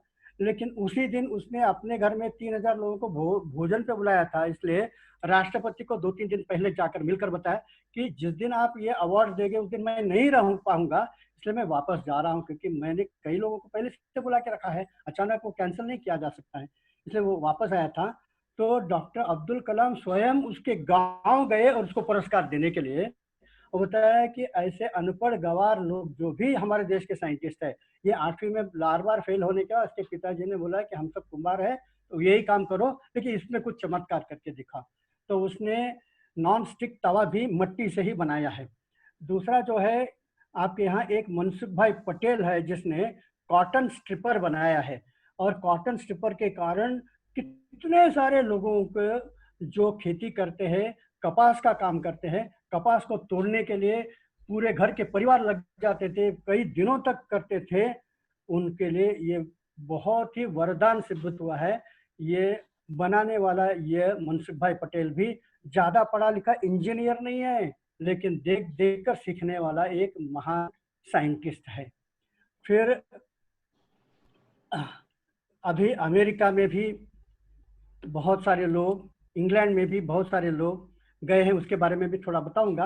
लेकिन एक और जो गर्व करने वाली बात है, लाजवंती बेन पोपट, एक घर में घरेलू काम करने वाले, घर के अंदर बर्तन साफ करना, चाय बनाना, खाना बनाना यही जानती थी, लेकिन इसने जो एक गृह उद्योग शुरू किया है, महिला गृह उद्योग, उसमें 7 लोगों ने मिलकर किसी एक छबन भाई पारेख से 80 रुपया लेकर, कर्जा लेकर, और फिर हर महीना थोड़ा थोड़ा उसको चुकाया। उन्होंने पापड़ बनाने का, क्योंकि वो एक ही एक काम जानते थे, रसोई का काम, तो पापड़ बनाना उन्होंने शुरू किया। हम सब लोगों ने इनके पापड़ का स्वाद लिया होगा। लिज्जत पापड़ आज भारत में अरबों रुपयों का एक्सपोर्ट करता है। 43,000 महिलाएं इनके पास काम कर रही है। अनपढ़ एक गवार एक औरत ने इतना बड़ा एक गृह उद्योग खड़ा किया है, वह है लिज्जत पापड़। और गोदरेज है, अंबानी है, गौतम अडानी है, साइरस मिस्त्री है, पलोंजी मिस्त्री है, उदय कोटक है, अजीम प्रेम जी है, दिलीप संघवी है, ये सब उद्योग जगत में बड़े बड़े लोग हैं, सौराष्ट्र और गुजरात के। इसलिए इन्होंने भी भारत का नाम रोशन किया है। कोरोना के समय हमें आत्मनिर्भर का एक आह्वान किया है, तो एक गुजराती लड़की ने आज से 20 साल पहले एक गाना गाया था, वह गाना दोबारा बहुत मशहूर होकर वापस आ रहा है। वो है अलीशा चिनाई ने जो गाना गाया था, मेड इन इंडिया, एक दिल चाहिए दैट्स मेड इन इंडिया, वह भी गुजरात की है, और वो गाना आज के संदर्भ में बहुत ही उपयोगी माना जाता है। फिर गुजरात सूरत का एक व्यक्ति, उसका नाम है वाडिया, बहुत सारे वाडिया, माँ बाप के बेटे के, तो इन्होंने 1776 में लवजी हुसैन वाडिया ने एक शिपिंग का काम शुरू किया था बम्बई में, और वो जहाज बनाने लगे, बहुत सारे जहाज बनाए। 1810 में एक जो जहाज बनाया, उस जहाज का नाम था HMS मिंडन। HMS मिंडन की खूबी ये है कि अमेरिका में ईस्ट इंडिया कंपनी ने उसे बनाया और वो उसे लेकर गए अमेरिका में, और फिर अमेरिका देश स्वतंत्र अंग्रेज से लड़कर उन्होंने अलग देश बना लिया अमेरिका में। तो उस जहाज पर एक स्कॉट नाम का एक आदमी जा रहा था, इस मिंडन जो बम्बई में बना हुआ, और वहां बैठे बैठे उसने एक कविता लिखा, वह है स्टार स्पैंगल्ड बैनर, जो उनका आज का राष्ट्रगीत है। तो राष्ट्रगीत लिखने के समय भी यह बम्बई में बना हुआ HMS मिंडन ही काम में आया। वैसे ही और एक जहाज जो बम्बई में वाडिया लोगों ने बनाया, और वाडिया ग्रुप ऑफ कंपनीज 1812 में बनाया, और 1813 में उसका नाम है HMS कॉर्नवालिस। 1842 में एक संधि हुई थी चीन और इंग्लैंड के बीच में, और उस संधि में उन्होंने हांगकांग को और उसके साथ जुड़ा हुआ न्यू टेरिटरीज को अंग्रेजों को दिया। ये जो 1842 का ये जो संधि था, वह संधि भी इस HMS कॉर्नवालिस जहाज में हुआ, जो बंबई में और केरल के टीक वुड सागवान से बना हुआ, वह बनाने वाले वाडिया वो भी गुजराती थे। तो ऐसे गुजराती लोगों ने विश्व स्तर पर बहुत सारे काम किए हैं। अब आविष्कार के दुनिया में एक और चीज, हम सब लोग मोबाइल उपयोग करते हैं, लैपटॉप उपयोग करते हैं, कंप्यूटर उपयोग करते हैं। तो सब लोग बताएंगे इनका नाम किसने इसको बनाया, तो कोई बोलेगा कि सैमसंग ने बनाया, कोई बताएंगे कि एप्पल का है, उसमें टोशिबा है। ये सब विदेशी कंपनियां हैं, जापान का है, कोरिया का है, अमेरिका का है, ताइवान का एसर है, लेकिन भारत का कुछ दिखता नहीं है। इन सब लोग कितने बेचते होंगे? जो मार्केट में 100% है, तो उसमें कुछ भाग एसर के पास है, कुछ इनके टोशिबा के पास है, कुछ सैमसंग के पास है, कुछ ऐसे बहुत सारे खिलाड़ी उसमें है। तो किसी का पास 10%, किसी का 12%, और हो सकता है एप्पल के पास 15% होगा, उससे तो ज़्यादा नहीं है ना। लेकिन सब में जो चीज़ है, भले कोई भी बनाता होगा, उसके अंदर एक पेंटियम चिप है जो विनोद धाम बनाता है 100%, 97% समझ लीजिए, क्योंकि इंटेल 97% है और दूसरा जो है वो 3% का है। तो ये इंटेल के लिए जिन्होंने आविष्कार किया था वो विनोद धाम पंजाब के हैं। फिर इन सब में एक USB पोर्ट है। USB पोर्ट देखिए, इधर भी एक छेद है, इसको कहते हैं USB। और USB मोडम भी लेकर हम घूमते हैं, जिसमें मोबाइल में उसमें सारे गाना वगैरह रखते हैं। तो ये है यूनिवर्सल सीरियल बस, बनाने वाला बड़ौदा का, उसका नाम है अजय भट्ट। अगर USB पोर्ट नहीं होगा, चार्जिंग नहीं कर सकते हो, डेटा उसमें कॉपी नहीं कर सकते हो, तो कोई खरीदेगा भी नहीं। वह एक गुजराती है। फिर हम कहते हैं कि इसमें हम वीडियो देखते हैं, कहीं मैच कहीं हो रहा है, कहीं किसी का भाषण कहीं हो रहा है, लेकिन हम यहाँ बैठे बैठे देख रहे हैं, यूट्यूब से देख रहे हैं। ये कैसे संभव हुआ? तो मैंगलोर का एक व्यक्ति, उसने ये आविष्कार किया है, उसका नाम अरुण नेत्रावली। 100%, भले वो सैमसंग का होगा या एप्पल का होगा, उसमें इसी का ही इम्पैक्ट 4 चिप होता है। फिर हम कहते हैं कि 2G आया, फिर 3G आया, 4G आया, और 4G के कारण ही मैं आपसे बात कर पा रहा हूँ, क्योंकि हाई स्पीड में जा रहा है, इसलिए वीडियो कॉन्फ्रेंसिंग भी हो रहा है। ये 2G 3G 4G कैसे हुआ? पहले हम तांबे के तार में हम डेटा भेजते थे, ये 2G भी नहीं हो सकता था। लेकिन जब से नरेंद्र सिंह कपानी ने ये आविष्कार करके ऑप्टिक फाइबर बनाया, तब जाकर ये 2G 3G 4G आया। आने वाले वर्षों में 5G और 6G भी आएगा। जब 5G 6G आएगा, दुनिया के आधे रिसर्च करने वाले लोग संस्कृत पढ़ने लगेंगे, ये दूसरा विषय है। लेकिन इस प्रकार से हम देखते हैं कि आविष्कार की दुनिया में, जिसको मैंने कहा कि USB पोर्ट है, वो अजय भट्ट ने और भी बहुत सारे ग्राफिक कार्ड भी बनाया है। फिर उसने PCI कार्ड भी बनाया है, वो सब इस मोबाइल में है।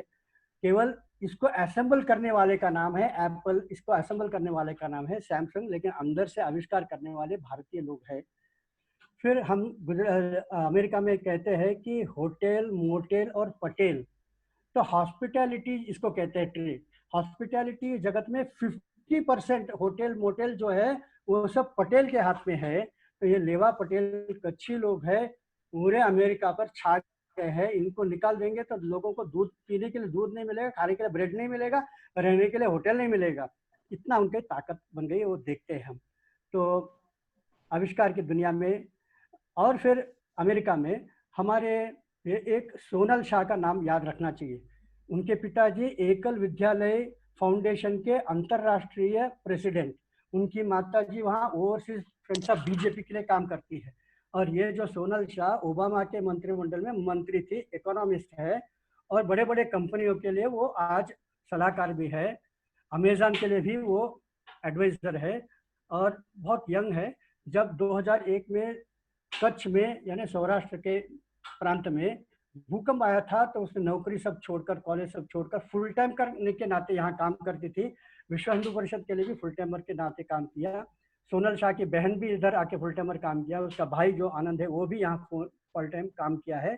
और इन्होंने इंडी कॉर्प नाम की एक संस्था से कई लोगों को मदद कर रहे हैं। वैसे ही एक राज भावसार, जिसको ओलंपिक में ब्रॉन्ज मेडल मिला है, यहाँ के लोग जानते भी नहीं कौन है ओलंपिक में, लेकिन ये अमेरिका के लिए खेलने वाला, वैसे अमेरिका के लिए खेलने वाली एक मोहिनी भारद्वाज को भी सिल्वर मेडल मिला है, लेकिन हम इनको अपने गिनती में रखते ही नहीं है, इसलिए ये राजभाव था।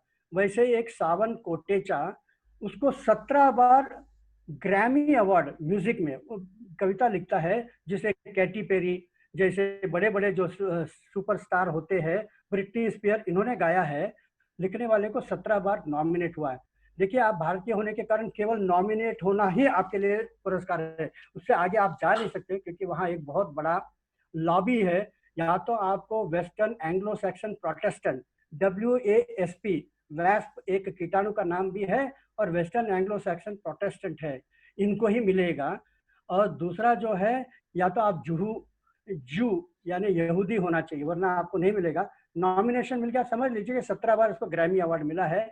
उसका नाम है सावन कोटेचा।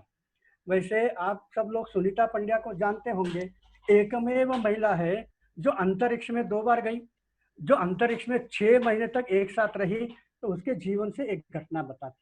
उसका जन्म ही विदेश में हुआ। उसके पिताजी डॉक्टर दीपक पंड्या। तो वीडियो कॉन्फ्रेंसिंग में IIT के विद्यार्थी ने पूछा कि आप अकेले वहाँ 6 महीने रहे अंतरिक्ष में, डर नहीं लगा?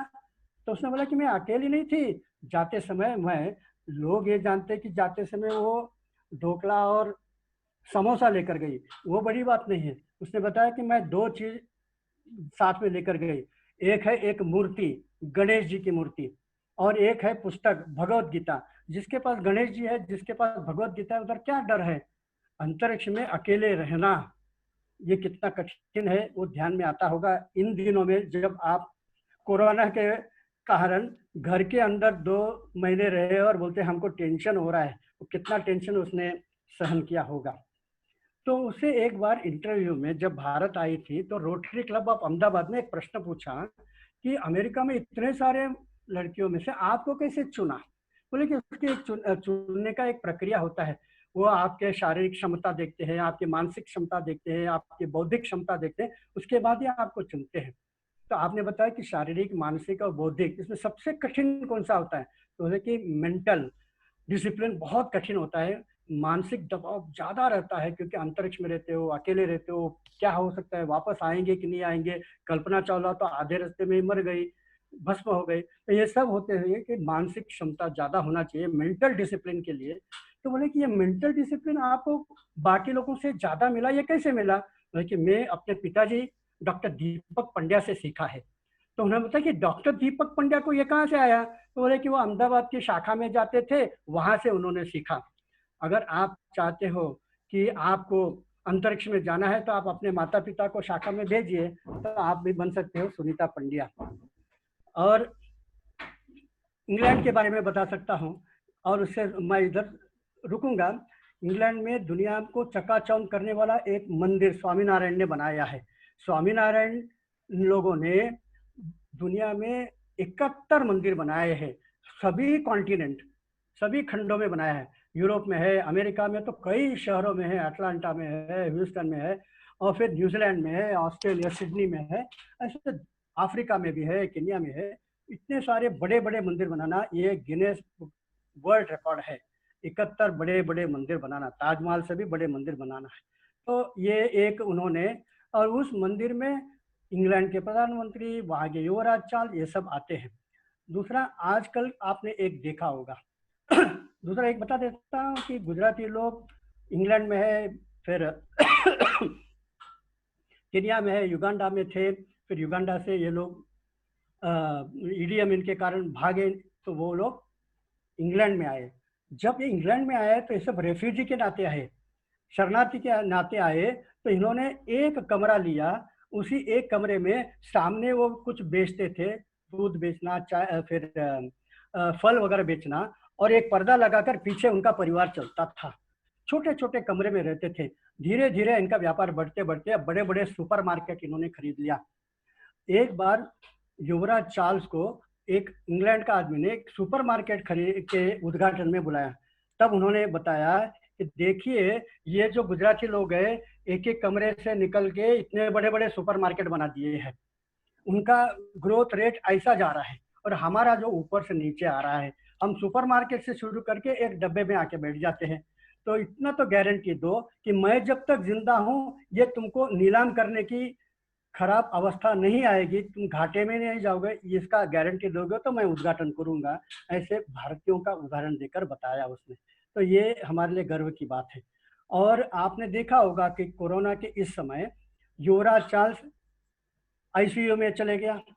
फिर वहाँ की जो महारानी है वो तो बहुत 90 साल की है, इसलिए रोज डॉक्टर उसको इंजेक्शन देते रहते हैं, इसलिए वो भी बिस्तर में पड़ी है। और वहाँ के प्रधानमंत्री बोरिस जॉनसन वो भी कोरोना के कारण आईसीयू में अभी अभी बाहर आया है। तो वहाँ को देश कौन संभाल रहा है? तो एक गुजराती लड़की संभाल रही है, उसका नाम है प्रीति पटेल, जो वहाँ के होम मिनिस्टर है, सेक्रेटरी ऑफ स्टेट। 200 साल तुमने हम पर राज्य किया, आज तुम्हारे ऊपर हम लोग राज्य करते हैं। वहाँ का फाइनेंस मिनिस्टर भी एक भारतीय है, जो इन्फोसिस के नारायण मूर्ति का वो दामाद है, वो पंजाबी है, ऋषि सुनक। तो दो ही लोग टीवी में दिखाई दे रहे हैं, एक होम मिनिस्टर, एक फाइनेंस मिनिस्टर। और अगले बार जब वहाँ इलेक्शन होगा, आज नहीं तो कल इनमें से कोई ना कोई प्रधानमंत्री भी बन जाएगा।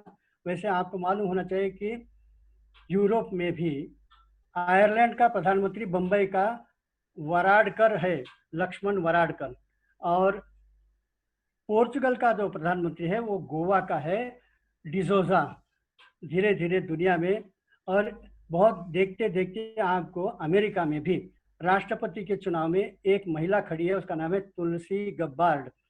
जब वो होनोलुलु से चुनकर आई थी, हवाई से चुनकर आई थी मेंबर ऑफ पार्लियामेंट, तब शपथ लेते समय भगवत गीता के ऊपर शपथ लेने वाली पहली वो अमेरिकन औरत, हिंदू है, अमेरिकन है। आगे चलकर वो राष्ट्रपति भी बन सकती है। धीरे धीरे अनेक देशों में प्रधानमंत्री और राष्ट्रपति भारतीय या हिंदू बनेगा।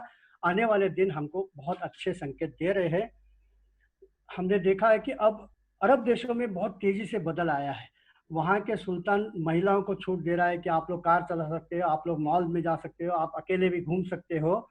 और फिर ये सब बदल क्यों आ रहा है? क्योंकि इलेक्ट्रिक कार आने के कारण 50% लोग पेट्रोल नहीं खरीदेंगे, और पेट्रोल खरीदने वाले कम हो जाएंगे, पेट्रोल का दाम गिरेगा, तो ये लोग जाएंगे कहाँ? तो अभी से अपने आप को बदल रहे हैं कि दुनिया के साथ रहना है तो दुनिया के लोग यहाँ आकर यहाँ के खनिज में उत्पादन में वो हाथ बटोरना चाहिए। इसलिए तो देखते देखते आपको मैं बताता हूँ, यूनाइटेड अरब एमिरेट्स के सुल्तान ने तो नरेंद्र मोदी को कहा कि मैं आपको एक बहुत बड़ा जगह देता हूँ, भव्य मंदिर बनाइए। अयोध्या में कब मंदिर बनेगा मालूम नहीं, लेकिन उसके पहले अबू धाबी में मंदिर बनेगा।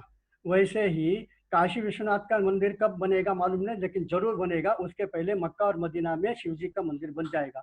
बहुत सारे स्वामीनारायण लोगों ने 20 चर्च को नीलाम हो रहे थे तो उसको खरीद लिया, क्योंकि चर्च में कोई आता नहीं, वो सब नीलाम हो रहे तो इन्होंने खरीदा है। तो जब हरे राम हरे कृष्णा भी खरीदता है, जब वेटिकन का चर्च भी नीलाम में जाएगा, तब हरे राम हरे कृष्णा उसको खरीद कर वहाँ श्री कृष्ण के लिए मंदिर बनाएगा। उसके बाद मथुरा में बनना आसान हो जाएगा। मैं अब यहाँ रुकता हूँ। गरवी गुजरात 80% और 20% इधर उधर का भी बात बताया हूँ। अब आपको जो भी प्रश्न पूछना है, और भी बहुत सारे विषय है, लेकिन अब प्रश्नोत्तर में कुछ आ जाता है तो देखते हैं। धन्यवाद। हाँ जी, कौन संभाल रहा है अभी? हाँ, प्रणव भाई। हाँ, मैं आपसे एक छोटी सी विनती करता हूँ। एक तो मैंने बताया कि वो जो नायकी देवी के लिए हमने जरूर कुछ करना चाहिए, वो जन आंदोलन, आंदोलन नहीं शब्द अच्छा है, लेकिन एक अवेकनिंग करना चाहिए। दूसरा है कि मैंने जो भी बताया है इसमें बहुत सारे चीजें जोड़ना चाहिए, मेरे मन में भी है और क्या क्या जोड़ना चाहिए, लेकिन इसको और भी अच्छा करना है। तो आपके मन में जो जो है वो विषय भी मुझे या भिंडी जी को आप भेजेंगे। जैसे जूनागढ़ है तो जूनागढ़ के सुल्तान को कैसे हमने भारत के साथ जोड़ने में किया था, ऐसे कई ऐतिहासिक घटना है। थोड़ा सा आप भेजेंगे तो मेरे लिए ये विषय को और भी अच्छी तरह से रखने में, और इसके हो सके तो इसके ऊपर एक पुस्तक लिखने में मददगार हो सकता है। गरवी गुजरात एक विषय दुनिया को प्रेरणा देने वाली विषय बनना चाहिए। धन्यवाद। हाँ जी, आप लीजिए। किसी को कुछ कहना है, ये कोई जरूरत नहीं कि प्रश्न पूछना चाहिए, आप अपने ओर से कुछ अच्छी बातें बता सकते हो, सबको प्रेरणा दे ऐसा। संक्षिप्त में बताइए। अ, आप अगर बताएंगे कि मैंने बताया उसमें कुछ भी नई चीज आपको सुनने को मिला, ये भी बताएंगे तो मुझे और अच्छा लगा, तो फिर मुझे और कहीं विषय रखते समय मैं उसको ध्यान रखूंगा। और जो अच्छा नहीं लगा वो भी बताइए, तो उसको भी मैं ध्यान में रखूंगा अगली बार कहीं बताना हो तो। इसलिए दोनों ये बताइए आपको क्या अच्छा लगा, क्या नया लगा, क्या खराब लगा। ठीक है, अभी आपके ऊपर छोड़ता हूँ। मनीष भाई, हाँ जी। प्रश्न। नमस्कार अय्यर साहब। हाँ, आपने जो बताया नाई की देवी वाला बात और ये घोड़े वाली बात, वो बहुत ही बढ़िया बात बताई। हमको आज तक पता नहीं था ये इतिहास पता में नहीं था, जो बहुत मतलब अच्छा। गुमनाम चीज थी, और जो आपने बताया उसका स्मारक भी बनना चाहिए, वो बिल्कुल सही बात है। हम भारतीय लोग कभी कभी जो हमारी वीरता की गाथाएं हैं उसको अपनी नई पीढ़ी तक ले जाने में कुछ हद तक निष्फल रहे हैं। और आप जैसे जो कर्मठ लोग हैं जो इस चीज को समाज तक ले जाते हैं, उनके लिए मैं आपका तहे दिल से शुक्रगुजार हूं कि आप इस तरह से लोगों तक ये बात पहुंचाते हैं। और साथ में बहुत कम समय में, 1 घंटे में आपने शायद गागर में पूरा सागर भर लिया। आप भी बता रहे हैं कि मतलब थोड़ा कुछ बाकी रह गया, छूट गया, लेकिन ये समय की मर्यादा थी। तो आपने जो बताया सर, वो बहुत ही मतलब हमको दिल को छू जाने वाली बात थी। जैसे भिंडी साहब ने शुरू में बताया कि कुछ बातें हम लोग भी नहीं जानते होंगे, इतनी बातें रवि कुमार जी ने हमको बताई है। तो हम आपका तहे दिल से शुक्रगुजार हैं सर कि आप इस तरह से जहां पे भी जरूरत हो ऐसे स्मारक बनाने की, हम लोग आपके साथ हैं। और ये करना ही चाहिए मुहिम, ताकि आने वाली पीढ़ी को पता चले कि हमारे पूर्वज, हमारे जो पुरखे थे कितने महान थे और किस तरह से इस देश को अपने लहू से संजोया था। धन्यवाद सर। धन्यवाद, धन्यवाद, बहुत अच्छा लगा। और किसी को कुछ अपना विचार रखना है तो? बीजा कोई ने कई प्रश्न होय, कोई जिज्ञासा होय? ये जो कुछ मैं बता रहा हूँ कि मेयर ने मान लिया है, चीफ मिनिस्टर मुख्यमंत्री ने भी मान लिया है, लेकिन हमने क्या करना चाहिए इसके ऊपर आप कुछ बताएंगे तो मेरे लिए ज्यादा उपयोगी होगा। पाटन भी हमारे गुजरात में है, सौराष्ट्र में है, नाई की देवी का इतिहास भी हमारे सामने है। अब हमने क्या करना चाहिए जरा।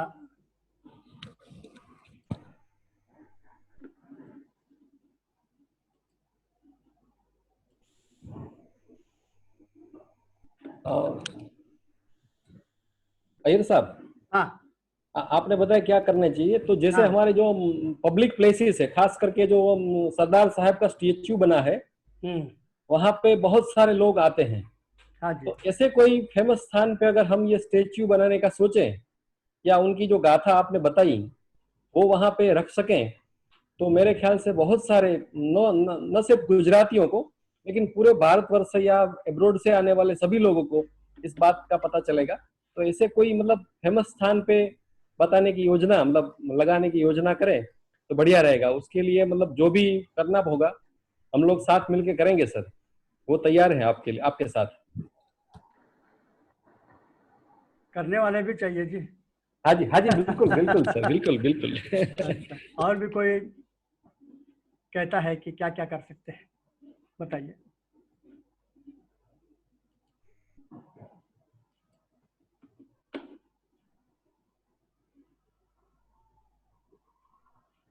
अगर किसी के पास कुछ कहना नहीं है तो फिर छोड़ देना चाहिए सबको, इतना देर बिठा के नहीं रखना चाहिए। वो पूछे से वो रवि हाँ जी, हाँ, मुझे एक बात आपने जो बोली थी वो मुझे रिपीट आप करें तो अच्छा रहेगा। जो सोमनाथ मंदिर के बारे में, जो बिरला मंदिर में जो, हाँ जी, हाँ जी, हाँ जी, बताता हूँ मैं। हाँ जी, हाँ जी, वो एक किस्सा बता दीजिए। अब बाद में ये वेबिनार खत्म करेंगे। ठीक है, तो इस्लाम के इतिहास में हमारे लिए एक स्वर्णिम पृष्ठ वो है कि मोहम्मद पैगंबर के पहले कौन थे वहाँ, यानी अरब देशों में। आपको मालूम होगा कि पश्चिम किनारे में, उत्तर में गुजरात लोग थे दक्षिण में तमिल लोग थे, केरल में, और ये पश्चिम के वो अनेक देशों में जाते थे। पूरब के देशों में भी बंगाल, उड़ीसा और तमिलनाडु के लोग समुद्र के मार्ग से 4000-5000 साल से दुनिया भर में जाते थे। अब इसी अरबस्तान में कुछ लोग हैं जिनको याजिदी कहते हैं। इन दिनों में ये जो तालिबान है, फिर अलकायदा है और ISIS है, ये लोगों ने इस याजिदी लोग, नाम से तो अब्दुल रहमान होंगे लेकिन मुसलमान नहीं है, इनकी कत्लेआम किया और इनके लड़कियों को उठाकर इन्होंने बेचा है और बलात्कार किया है। बुरी तरह से फंसे हुए थे सिंजार माउंटेन, तो USA ने वहाँ बॉम्बिंग करके इन लोगों को कुछ राहत दिलाई, इनको बचाया। तो तब दुनिया को मालूम पड़ा कि याजिदी नाम के कुछ लोग हैं और ये लोग मूर्ति पूजक हैं, ये लोग मयूर की पूजा करते हैं, ये लोग आरती उतारते हैं, ये लोग बिंदी लगाते हैं। इनका मंदिर जो है वो मस्जिद के आकार में नहीं रहता है, मंदिर के आकार में है। तो ये सब लोग हिंदू थे, ये ध्यान में आता है। और इनके रीति रिवाज में इनके मंदिर स्टाइल सब दक्षिण भारत से मिलता है। तो दक्षिण भारत के लोगों के कुछ अवशेष, कुछ स्क्रिप्ट ब्राह्मी लिपि में, दक्षिण या तमिल ब्राह्मी लिपि में लिखा हुआ इजिप्ट में मिला है, वो जो 3000 साल पुराना। तो इससे पता चलता है कि भारत और इनका संपर्क संबंध था। अब मैं अपने मूल विषय पे आता हूँ। मोहम्मद पैगंबर के जो चाचा है, उनका नाम है उमर मोहम्मद। ये कौन से धर्म में थे? ये भी हिंदू थे और ये शिव जी के परम भक्त थे। तो बिरला मंदिर जो 1930 में बना, उस समय तक शायद संघ की शाखा वहां गया नहीं होगा, तो बिरला जी ये सैफरनाइजेशन के शिकार नहीं हुए होंगे। और बिरला जी हम जानते हैं कि वो कांग्रेस के पक्ष में ही, वो उनके लगभग कोषाध्यक्ष थे, गांधी जी को बहुत मानते थे। गांधी जी बिरला मंदिर में जाकर प्रार्थना भी करते थे। तो उस बिरला मंदिर में आप सामने से जाओगे तो मंदिर देख के आओगे, लेकिन एक पीछे एक भाग है, उसके लिए साइड एंट्रेंस से जाओगे तो वहाँ यज्ञ मंडप है। उस यज्ञ मंडप के खंबे जो है उसमें बिरला जी ने 1930 में मोहम्मद पैगंबर के चाचा उमर मोहम्मद ने अरबी भाषा में शिवजी के ऊपर जो श्लोक लिखा है, जो शिवजी के ऊपर जो उन्होंने गीत लिखा है श्लोक, और उसमें वो वहाँ लिखा है, उसका अर्थ भी नीचे लिखा है। उसमें 2 लाइन मैं बताता हूँ। उसमें एक जगह पे लिखा है, हे पापी, जन्म भर तुमने जो पाप किया है, एक बार शिवजी का नाम ले, पाप धुल जाएगा। कितनी भक्ति भाव से लिखा है उन्होंने। और दूसरा, वो शिवजी को प्रार्थना करते हैं, शिवजी मेरा पूरा प्राण ले लो, लेकिन मुझे एक दिन के लिए भारत का दर्शन दे दो, मैं भारत जाना चाहता हूँ। कितनी बड़ी बात लिखी है। ये उन्होंने लिखा है कि इस्तांबुल में एक संग्रहालय है, वहां से खोद करके, वहां से ढूंढ करके उन्होंने यहाँ लाके रखा है। बिरला मंदिर में है, बिरला जी कांग्रेस के थे, महात्मा गांधी वहां जाते थे। क्यों ना उस यज्ञ मंडप को, उसका एक रेप्लिका बनाकर हम यहाँ सोमनाथ में लाके रखे। ये भी शिव जी का मंदिर है। दुनिया का सबसे बड़ा शिव जी का मंदिर तो सोमनाथ मंदिर है। और सोमनाथ में प्रतिवर्ष 2 करोड़ लोग आते हैं, तो प्रवेश द्वार के पास यही रख दीजिए। 2 करोड़ लोगों को संदेश आ जाएगा कि मोहम्मद पैगंबर के पूर्वज हिंदू थे। वहाँ याजदी लोगों का भी अवशेष रख दीजिए कि तुम्हारा मूल धर्म क्या है। तो अगर ऐसा हम करते हैं तो उस यज्ञ मंडप का उद्घाटन के लिए हम सऊदी अरेबिया के सुल्तान को भी हमारे प्रधानमंत्री लेके आ सकते हैं, लेकिन इसके लिए भी कुछ हमारे ओर से प्रयत्न होना चाहिए। इतिहास ने जो करना है कर दिया, अभी इसको आगे लाने का काम कौन करेगा? ये एक विषय था। मेरा बात आपके सामने विषय रखने के पीछे 2-3 जो कारण है, उसमें 2-3 मुझे है, तो आप मुझे सहयोग कीजिए कि ये गरवी गुजरात के ऊपर और क्या क्या लिखना चाहिए, इसके बारे में कुछ बातें बताइए ताकि वो अच्छा बनेगा। धन्यवाद।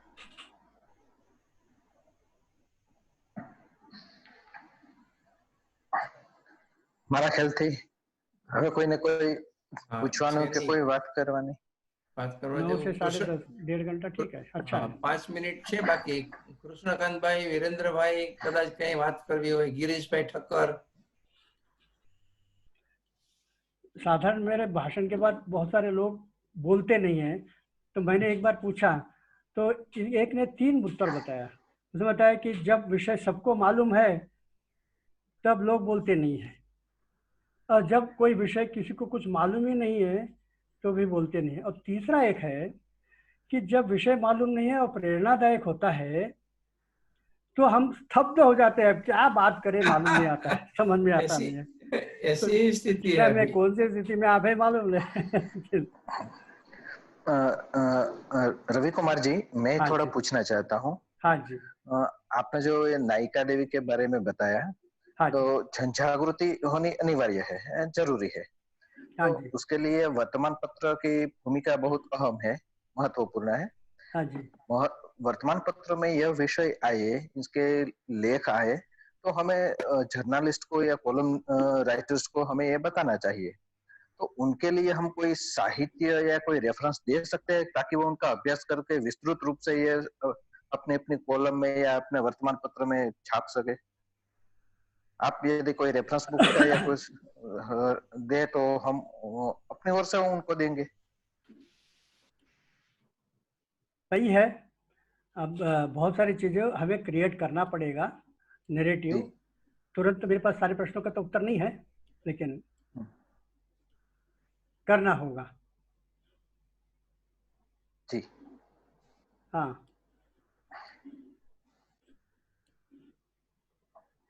हाँ जी, और અમલાણી સાહેબ છે? हाँ, करो, अनम्यूट करो એમને। એમને ક્યાંથી મ્યુટ છે? ના पे એમને તો ફક્ત મેસેજ મૂક્યો હતો ને મારા ખ્યાલથી। હા, નમસ્કાર રવિજી। हाँ जी, हाँ नमस्कार, डॉक्टर अमलानी राजकोट से। हाँ, संघ चालक है, हाँ, आप बोलिए। महानगर संघ चालक राजकोट से। हाँ जी, हाँ जी, हाँ जी, बस मेरे सुना मौलवी भी। आपका हाँ, सुना आपका बहुत मजा आया। अच्छा, गरवी ठीक है, गुजरात।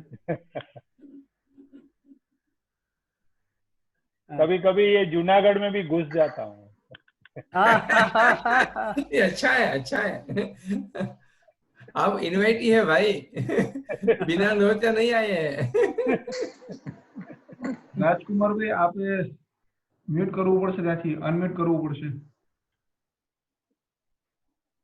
हेलो, હા જી, हेलो हेलो હા આવે છે અવાજ રાજકુમારભાઈ? આવે છે ને? હા हाँ જી, जी, હા સરજી, આપણે ગરવી ગુજરાત માટે બહુ ઇન્ફોર્મેટિવ માહિતી આપી, પણ हिंदी में, हिंदी में। हेलो भाषा में चाल से गुजरात में बोलो, चाल से। ओके। हेलो, हाँ, आपने हाँ शाम जी, पित्रोड़ा का नाम नहीं लिया, जिसने कम्युनिकेशन में बहुत अच्छा काम किया। किसने? शाम पित्रोड़ा। हाँ, ठीक है, बहुत अच्छा है। बहुत सारी चीजें छूट गई कि मैंने, क्योंकि समय नहीं था मेरे पास। बहुत अच्छा। कम्युनिकेशन में उसने बड़ा संचार किया। अब ठीक है, कंट्रोवर्शियल नाम नहीं होना चाहिए, इतना ही मेरा कहना है। मालूम नहीं मुझे। हाँ, शाम पित्रोड़ा, हाँ, अमरेली।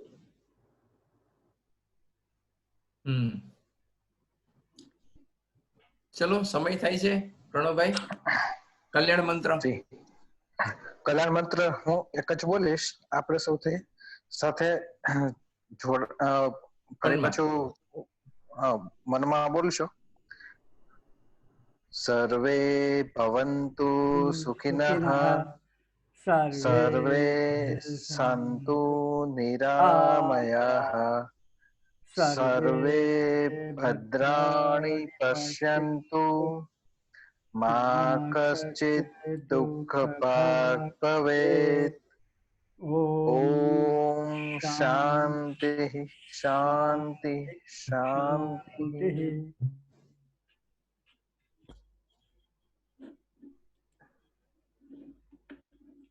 अब मैं निकलूं? हाँ जी, हाँ जी, धन्यवाद। आपको निकाल दीजिए आप ही, हाँ, एकदम। बाद में भेज देना मुझे जरूर जरूर, एकदम। ईमेल।